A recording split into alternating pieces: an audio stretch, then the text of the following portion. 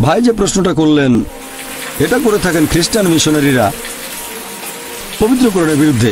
আর কোরআনের অনেক জায়গায় বলা হয়েছে যে আল্লাহ আকাশমণ্ডলী আর পৃথিবীর সৃষ্টি করেছেন 6 দিনে। আপনি যেটার কথা বলছেন অধ্যায় নম্বর 41 আয়াত 9 থেকে 12, আপনি বলছেন কোরআন নাকি বলছে আকাশ আর পৃথিবীর সৃষ্টি হয়েছে 8 দিনে। এই 8 শব্দটা কোরআনে কোথাও বলা হয়নি। কি বলা হয়েছে সেটাই বলছি। পবিত্র কোরআন বলছে যে আল্লাহ সুবহানাহু ওয়া তাআলা আকাশমণ্ডলী আর পৃথিবীর সৃষ্টি করেছেন। যারা এটাকে অস্বীকার করে, কিছু মানুষ অস্বীকার করবেই, এরা হচ্ছে তারা যারা শিরক করে। এরপরে আরো বলা হয়েছে আল্লাহ তাআলা পৃথিবীকে সৃষ্টি করলেন 2 দিনে, আর জনাব আরিফ জুলফার সৃষ্টি করলেন পৃথিবীর বিভিন্ন উপাদান, পাহাড় পর্বত, অন্যান্য উপাদান মোট 4 দিনে। এরপর 41 অধ্যায়ের 11 নম্বর আয়াত সুম্মা, এটার বেশিরভাগ অনুবাদী বলছে তারপরে। এটার আরো অনেক অর্থ হয় তারপর আল্লাহ তাআলা আকাশমণ্ডলী সৃষ্টি করলেন 2 দিনে।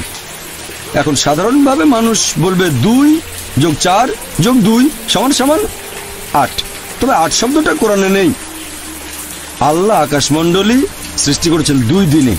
এখন যে কোরআন সম্পর্কে জানে সে উত্তর দিতে পারবে, তবে যদি কারো ভাষা জ্ঞান থাকে সে ভুল পথে চলে যেতে পারে। আর পবিত্র কোরআন বলছে যারা এই আয়াত দিয়ে মানুষকে ভুল পথে নিয়ে যেতে চায় তারা আল্লাহ তাআলার সাথে অন্য কাউকে শরীক করছে। তাহলে আল্লাহ তাআলা জানেন যে অনেকে এই আয়াত ব্যবহার করে মানুষকে ভুল পথে পরিচালিত করবে। এবার উত্তরটা বলছি। উত্তরটা হচ্ছে আল্লাহ তাআলা পৃথিবীর সৃষ্টি করেছেন 2 দিনে, তারপর পৃথিবীর উপাদান গাছপালা পাহাড় পর্বত সমান অনুপাতে মোট 4 দিনে।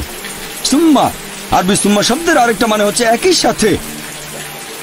এর একটা মানে হলো তারপর, তারপর হতে পারে একসাথেও হতে পারে। তাহলে একই সাথে আল্লাহ সুবহানাহু ওয়া তাআলা আকাশমণ্ডলী সৃষ্টি করেছেন 2 দিনে। যেমন ধরেন আমি আপনাকে বললাম আমি একটা বড় বিল্ডিং তৈরি করব 30 তলা উঁচু মোট 6 মাসে।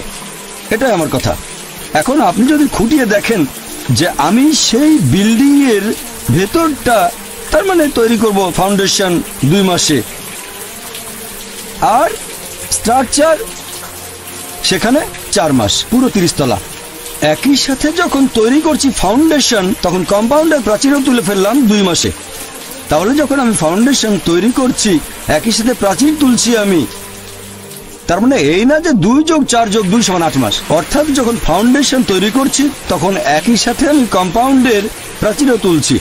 তাহলে আমার বিল্ডিংটা তৈরি হচ্ছে 6 মাসে 8 মাসে না। আর একই সাথে আল্লাহ তাআলা বলেছেন যখন তিনি পৃথিবী সৃষ্টি করলেন একই সাথে আকাশমণ্ডলীও সৃষ্টি করলেন। এখন 2 দিনে পৃথিবী আর একই সাথে আল্লাহ আকাশমণ্ডলীও সৃষ্টি করলেন। সেজন্য আল্লাহ পবিত্র কোরআনে বলেছেন সূরা আম্বিয়া অধ্যায় নম্বর 21 আয়াত নম্বর 30, আওয়ালাম ইয়ারাল্লাযিনা কাফারু, অবিশ্বাসীরা কি এটা দেখে না আন্নাস সামাওয়াতি ওয়াল আরদা কানাত রাতকান ফাতাকনাহুমা, আকাশমণ্ডলী ও পৃথিবী ওতপ্রোতভাবে মিশেছিল, আমি তাদের আলাদা করে দিলাম। তাহলে আল্লাহ পৃথিবী আর আকাশমণ্ডলী সৃষ্টি করেছেন একই সাথে, ফাতাকনাহুমা, আমি তাদের আলাদা করে দিলাম। এখানে আসলে বিগ ব্যাং এর কথা সংক্ষেপে বলা হয়েছে। এখন বিগ ব্যাং থিওরি আমাদের বলে যে পুরো বিশ্ব জগৎ প্রথমে ছিল একটা বিন্দু, তারপর বিস্ফোরণে সবকিছু আলাদা হয়ে গেল, তারপর তৈরি হলো গ্যালাক্সি, নক্ষত্র, বিভিন্ন গ্রহ, পৃথিবী, আমরা এখন যেখানে আছি।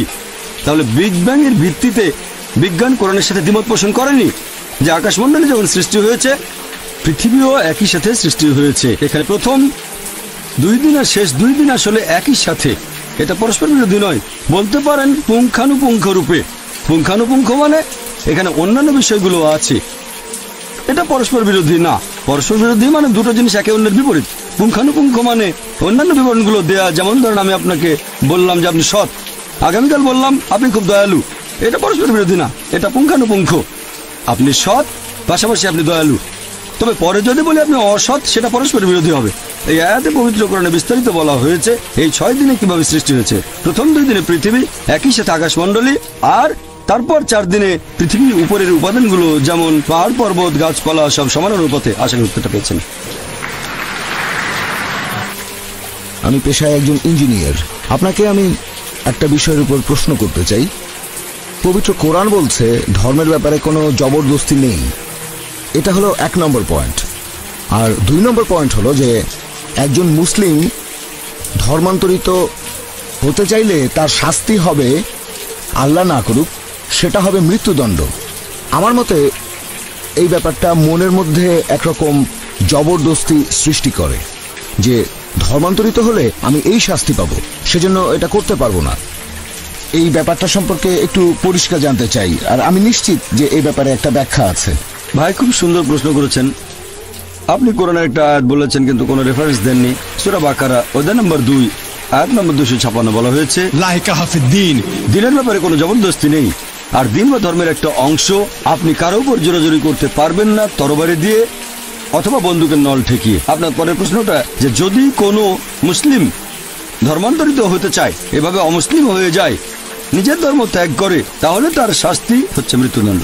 এটা কি এক ধরনের জবরদস্তি নয়? উত্তর দেওয়ার আগে আমি একটা কথা বলে নিচ্ছি যে প্রত্যেক দেশেরই একটা নিজস্ব আইন আছে, নিজস্ব নিয়ম কানুন।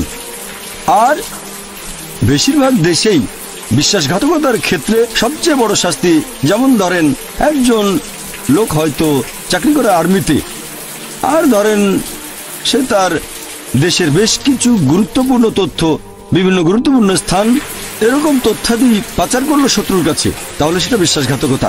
বেশিরভাগ দেশে যদি কেউ বিশ্বাসঘাতকতা করে, দেশের গুরুত্বপূর্ণ আর সংবেদনশীল বিভিন্ন তথ্যাদি শত্রুর কাছে তুলে দেয়, অনেক দেশে শাস্তি মৃত্যুদণ্ড, অনেক দেশে যাবজ্জীবন কারাদণ্ড। এখন যদি আমি বলি যে এটা আবার কেমন আজব দেশ যেখানে আমি বাধ্য হচ্ছি এরকম কোনো কাজ না করতে, যেটা খারাপ সেটা খারাপ।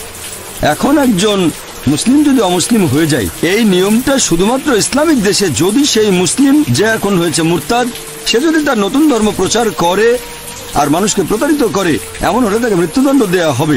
যেমন ধরেন কোনো একটা স্কুলে একজন শিক্ষক রাখলাম, অঙ্কের শিক্ষক, সে পড়াচ্ছে 2 + 2 = 4, আগামীকাল পড়ালো 2 + 2 = 5, আমি সে শিক্ষককে রাখবো না স্কুলে। একইভাবে এরকম মুরতাদের ক্ষেত্রে শাস্তি কোনো ইসলামিক দেশে হচ্ছে মৃত্যুদণ্ড। এটাকে ঠিক জবরদস্তি বলা যায় না। এখানে এই লোক সত্য থেকে অনেক দূরে চলে গেছে মিথ্যার দিকে। তবে কোনো মানুষের ইসলাম ধর্ম গ্রহণের কথা যদি বলতে হয়, কোনো মুসলিম একজন অমুসলিমকে ইসলাম গ্রহণে জোর করতে পারবে না, তরবারি ঠেকিয়ে অথবা বন্দুকের নল ঠেকিয়ে। আমাদের কাজ হলো আমরা আল্লাহর বাণী প্রচার করব, পছন্দ হলে গ্রহণ করবেন, না হলে গ্রহণ করবেন না। আমাদের দায়িত্ব হলো প্রচার করা। পবিত্র কোরআন বলছে সূরা গাশিয়া অধ্যায় নম্বর 88, ফাযাক্কির নাম্মা আনতা মুযাক্কির, আমাদের দায়িত্ব বাণী প্রচার করা, সত্যের বাণী প্রচার করব সবচেয়ে সেরা উপায়ে, হিকমতের সাথে আর সুন্দরভাবে। সবচেয়ে সেরা উপায়ে একজন অমুসলিম ইসলাম গ্রহণ করবে কিনা সেটা আমাদের নিয়ন্ত্রণে নেই। আমরা তরবারি বা বন্দুকের ভয় দেখিয়ে কাউকে ইসলাম গ্রহণে বাধ্য করতে পারবো না। আপনি যেটা বললেন সেটা আলাদা বিষয়, আর সেটা ইসলামিক দেশগুলোতে। যেমন আমি আগেও বলেছি, ধরেন একজন লোক আর্মিতে চাকরি করে দেশের গোপন কিছু তথ্য পাচার করে দিল, এক্ষেত্রে শাস্তিটা হবে একই রকম। আশা করি উত্তরটা পেয়েছেন। হ্যাঁ, ঠিক আছে, বুঝতে পেরেছি।